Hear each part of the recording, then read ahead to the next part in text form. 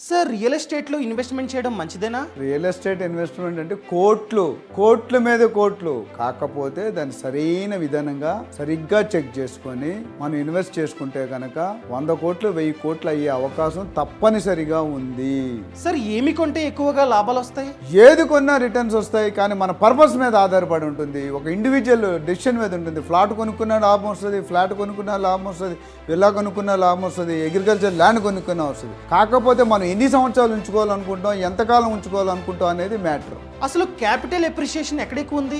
జనరల్గా రియల్ ఎస్టేట్లో అప్రిషియేషన్ అన్నిట్లో ఉన్నప్పటికీ సిటీలో ఆల్రెడీ డెవలప్ అయిన ప్లేస్లో అప్రిషియేషన్ జనరల్గా కొద్దిగా జాస్తి స్లో ఉంటుంది. అదే సిటీకి అవుట్స్కట్స్ ఎక్కడ డెవలప్మెంట్ అవ్వలేదు, రోడ్లు లేవు, వాటర్ లేదు, అక్కడ వెళ్ళి కొనుక్కుంటే చాలా తక్కువకి వచ్చి అప్రిషియేషన్ అనేది తక్కువ టైంలో 10 రెట్లు కనీసం ఈజీగా పెరుగుతుంది. పూర్తి సమాచారం కావాలంటే ఇండియన్ మనీ తెలుగు ఛానల్ని సబ్స్క్రైబ్ చేయండి.